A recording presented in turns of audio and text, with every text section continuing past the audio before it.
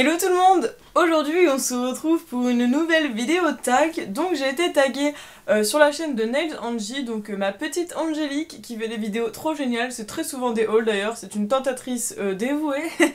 Donc aujourd'hui c'est le tag les youtubeuses et moi. Alors j'espère que celui-ci vous plaira parce que je les regarde pas tous ces vidéos là parce qu'il y en a énormément en ce moment, mais je trouve que c'est un tag très intéressant, un peu comme le précédent. Je n'aime pas les youtubeuses, je trouve que les deux se rejoignent, donc j'étais très contente que Angélique m'ait taguée, alors merci beaucoup.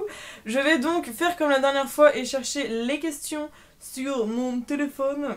Donc je vais aller sur YouTube et je vais chercher la vidéo d'Angélique pour avoir les questions, parce que j'espère que tu les as mis en barre d'infos, je pense. Bonjour à toutes et à tous, je vous retrouve dans une nouvelle... Voilà, donc j'ai ta petite vidéo. Alors est-ce qu'il y a... Dites-moi qu'il y a les questions. Oui! Donc nous avons 10 questions, donc j'espère que ça ira assez vite. Voilà. Donc première question, qu'est-ce qui te dérange chez certaines youtubeuses? Qu'est-ce qui me dérange chez certaines youtubeuses? Alors quand elles sont trop superficielles, ça m'énerve, parce que je trouve que ça fait pas naturel et du coup ça devient gênant. Enfin vous savez, quand elles cherchent trop à faire vraiment perfection au niveau de, que ce soit du langage ou de l'apparence, etc. Je trouve que ça sonne trop faux et donc du coup l'identité n'est plus vraiment la même puisque c'est plus nous-mêmes, et donc du coup c'est quelque chose que je déteste vraiment chez... Enfin que je déteste, qui me dérange chez certaines youtubeuses. Ensuite, que penses-tu des youtubeuses qui ne se montrent pas? Alors, je m'en fiche parce que je trouve que se mettre sur YouTube, c'est se mettre sur internet, donc s'exposer au monde entier. Et je peux comprendre que certaines personnes ne veulent pas se montrer parce que X ou Y raison, protéger son identité, protéger sa famille, protéger... tout protéger en fait. Et puis après, on a quand même une certaine... une certaine aisance à avoir, je peux dire. Et puis, on a facilement des critiques en fait. Donc... Peut-être également ne pas prendre un coup trop gros dans son estime, dans son ego, je pense. Donc c'est vrai que moi je m'en fiche, ça ne me gêne pas et je comprends tout à fait. Et je suis déjà pas mal de personnes qui ne se montrent pas et ça ne me dérange pas du tout. Ensuite, si le téléphone se met en veille, on va pas y arriver. Numéro 3. Que penses-tu des youtubeuses qui cachent leur nombre d'abonnés et les pouces? Alors, qui cachent les pouces, ça je m'en fiche. Enfin, des likes sur les vidéos, ça fait plaisir, mais... si les personnes cachent les nombres de j'aime, ça c'est pas très grave. Enfin si, c'est bien ça que j'ai compris. Et les nombres d'abonnés, c'est dommage parce que c'est vrai que des fois j'aime bien quand même voir comment les personnes avancent, comment elles évoluent. C'est vrai qu'il y a des personnes que j'ai commencé à suivre, elles avaient 100 abonnés et maintenant elles sont à plus de 400, 500. Donc c'est vrai que c'est un peu dommage, mais après peut-être que ces personnes ont des raisons particulières qui font que voilà, moi personnellement je les cache pas et je sais pas si je les cacherai un jour. Ça ne me gêne pas, je pense que c'est aussi important de montrer un peu aux gens combien on est et puis de pas avoir une grosse tête malgré qu'on soit à 400, 500, 1000, 3000, même 10 000, je sais pas, je pense pas que j'arriverai là un jour, mais je pense pas que ce soit besoin de le cacher personnellement. 4. Pour toi, est-ce qu'une youtubeuse doit avoir du matos de folie pour être au top? Alors je ne pense pas, parce que moi personnellement j'ai rien, enfin j'ai juste mon trépied, mon appareil photo, j'ai pas d'éclairage, j'ai pas de micro, tout est fait comme ça et je trouve que ça fait plus naturel, plus sympa. Bon après c'est sûr que la qualité de vidéo pourrait peut-être être mieux, même sans doute, parce qu'on peut toujours avoir mieux, et c'est vrai que c'est beaucoup plus joli d'avoir une vidéo vraiment en super bonne qualité comme on peut voir par exemple chez les grandes personnes sur YouTube, mais c'est vrai que des fois les personnes qui ont beaucoup de matériel, je cite pas de nom, mais tout ce qui est grosse tête, j'ai envie de dire, parfois le matériel ça ne veut rien dire parce que les contenus de vidéos sont totalement vides de sens. Voilà. Ensuite, c'est la question 5. Est-ce que pour toi une youtubeuse doit être toujours apprêtée? Alors, moi je m'en fiche, je pense que ça dépend un peu de la personnalité des gens. Moi c'est vrai que j'aime bien être toujours bien habillée, bien coiffée, etc. quand je filme, mais en même temps c'est un peu ma façon d'être tous les jours, donc ça se peut que demain par exemple je fais oh tiens je vais filmer une vidéo, et puis je me mets comme ça, mais après c'est sûr que je vais peut-être pas vous filmer une vidéo en pyjama ou n'importe quoi, sauf si c'est pour des crash tests et tout. Je pense qu'il y a des explications, mais après il y a des personnes, des fois elles rentrent du boulot ou même de l'école, n'importe, et elles sont pas spécialement envie de bien se remettre en état, de se remaquiller, nanana, elles peuvent faire leurs vidéos comme ça, donc oui et non en fait. Ensuite, penses-tu que sur YouTube il y a deux mondes?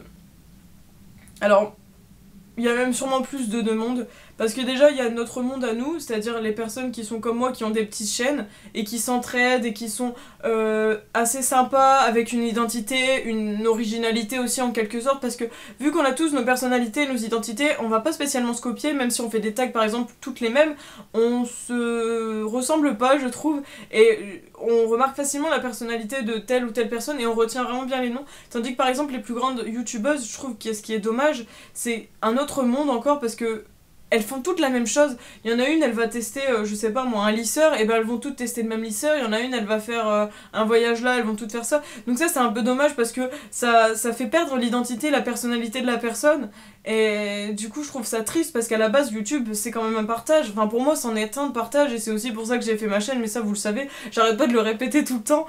Mais c'est vrai que bon, pour les personnes qui commencent à me rejoindre maintenant, c'est peut-être nécessaire de le répéter. Mais je pense qu'il y a déjà ces deux mondes-là. Après, il y a le troisième monde, c'est-à-dire l'arrière de YouTube. Donc, tout ce qui est monétisation que je ne fais pas, tout ce qui est rageux, tout ce qui est méchanceté, enfin tout le mauvais côté, vous voyez, de YouTube. Après, on peut très bien tomber sur des gens qui se font harceler, des personnes qui sont complètement fans et qui deviennent folles alliées. Je trouve que s'il y a quand même plusieurs mondes, et il y en a sans doute même plus de 3, c'est parce que je vais pas énumérer pendant 400 ans 36 000 raisons, mais je pense qu'il y a vraiment beaucoup de différences sur YouTube, et je sais pas si c'est bien ou si c'est pas bien en fait, parce que toute chose a ses dérives, je pense. Donc à voir, c'est relatif en fait. Ensuite, numéro 7, qu'interdirais-tu sur YouTube si tu le pouvais? Qu'est-ce que j'interdirais sur YouTube si je le pouvais? Bonne question, qu'est-ce que je pourrais interdire? Bah vous savez les comptes fake là, il y a des comptes, je sais pas si vous avez déjà vu ça, mais par exemple il y a des personnes, elles font des vidéos sur AliExpress et elles se font voler leurs vidéos par des comptes, on sait pas, peut-être des comptes chinois ou je sais pas, et elles se font piquer leurs vidéos comme ça, donc peut-être interdire ces trucs là, ou interdire ouais ça, et je vois pas qu'est-ce que je pourrais interdire d'autre. Bah faire attention au contenu, parce que c'est vrai que des fois, malgré les limites d'âge, etc., il y a des contenus qui sont pas très adéquats pour les enfants. Mais bon, après, normalement, c'est les parents qui doivent gérer ça. Après, on a une société assez bizarre, je trouve. Donc, c'est compliqué comme question quand même. Numéro 8. Trouves-tu les très grandes youtubeuses crédibles? Alors, ça rejoint un peu ce que je disais tout à l'heure. Je les trouve crédibles parce qu'elles ont quand même une certaine notoriété, une certaine influence, beaucoup de mérite aussi, parce que c'est vrai que c'est beaucoup de travail, de temps, etc. Donc elles sont toutes crédibles, même s'il y a certaines personnes que je ne regarde pas parce que je les apprécie pas ou quoi que ce soit, elles sont toutes crédibles, elles ont toutes un certain mérite, etc. Je répète pas ce que je viens de dire, mais comme je disais, parfois l'originalité elle est pas totalement là, et c'est ça qui est dommage. Une personne que je pourrais citer comme youtubeuse, et je pense que vous la connaissez, c'est Emma Dolly. Cette fille là, j'ai jamais vu personne faire comme elle. Elle a des vidéos, ça fait des années que je la regarde, et franchement ces vidéos elles sont toujours très originales, elles sortent du lot, et donc du coup je trouve qu'on retient plus facilement sa personnalité et ses vidéos que d'autres youtubeuses qui se ressemblent. Par exemple, c'est pas du tout un mal ce que je vais dire, mais maintenant elles créent toutes leurs marques de maquillage ou de vêtements ou des trucs comme ça, et c'est dommage parce que s'il y en avait une, deux qui le faisaient, ok, maintenant elles font toutes ça, donc du coup je sais pas si c'est un mal ou si c'est un bien, mais moi je trouve ça un peu dommage parce que bah c'est un peu comme si elles se plagiaient, donc moi si un jour on venait me dire ouais est-ce que tu créerais ta propre marque de make-up ou quoi que ce soit, peut-être, ou même une marque de vêtements ou je sais pas, mais il faudrait que j'y ajoute ma touche personnelle. Là il y a des choses qu'elles sont beaucoup trop random en fait, trop communes. Ensuite, question 9. Que penses-tu des youtubeuses qui ne répondent pas aux commentaires? Alors moi je comprends qu'à partir d'un moment on a beaucoup d'abonnés et qu'on ne puisse plus répondre. C'est triste parce que moi j'adore répondre aux commentaires, et je sais pas si un jour j'arriverai à ne plus vous répondre si j'arrive à avoir beaucoup plus d'abonnés, mais en tout cas ce que j'espère et ce que j'essaierai de faire, c'est que si un jour j'ai de plus en plus d'abonnés, j'essaierai au plus de répondre au maximum de commentaires. Mais c'est vrai que maintenant bah les grandes youtubeuses, je pense qu'elles ont plus le temps, et donc quand on a des milliers de commentaires, peut-être qu'on peut vraiment plus plus y répondre, donc j'arrive pas vraiment à me mettre à la place des personnes, mais je me dis qu'au bout d'un moment peut-être qu'on peut vraiment plus. Après il faut pas oublier que c'est pas parce qu'on est derrière une caméra qu'on passe notre vie à faire nos choses sur YouTube. Je veux dire, moi je suis une grande fan de maquillage, mais c'est pas pour autant que je suis une tarée de maquillage, et voilà, je veux dire, j'ai beaucoup d'autres choses à côté que j'adore, qui me passionnent, et c'est pas pour autant que j'en fais une chaîne YouTube. Mais je sais plus ce que je voulais dire parce que du coup je m'éternise sur 36 000 choses en même temps. Mais c'était quoi la question déjà? C'était sur... ah oui, les réponses aux commentaires. Donc je pense qu'après, comme on a une vie à côté de YouTube, on n'a pas forcément le temps de toujours répondre, et je pense que c'est totalement excusable. C'est totalement... on peut totalement l'excuser, je vais y arriver, je suis fatiguée. Le 10. Que penses-tu des youtubeuses qui t'invitent à t'abonner à leur chaîne? Alors moi ça ne me gêne pas, comme je l'ai dit dans l'autre tag, c'est chiant parce que les questions elles se rejoignent toutes, alors du coup j'ai l'impression de me répéter, je suis vraiment désolée, mais qu'elles invitent à s'abonner à leur chaîne, ça dépend de la manière dont c'est fait. Quand les personnes viennent s'abonner, et puis qu'elles reviennent régulièrement, etc., quand c'est vraiment un échange et qu'elles t'invitent à venir voir leur chaîne, bah je trouve ça carrément louable et carrément génial, parce que du coup on rencontre d'autres personnes, d'autres personnalités, et du coup c'est totalement cool. Mais quand les personnes viennent juste dire oui, j'ai liké ta vidéo, viens t'abonner s'il te plaît, là c'est juste trop lourd et ça me saoule. Moi personnellement je dis bah ok, mais soit je passe pas, ou alors je dis directement non je suis désolée, enfin... Faut quand même pas oublier qu'on n'est pas juste des personnes qui postent des vidéos, on aimerait quand même avoir un certain retour, comment je peux dire, ben...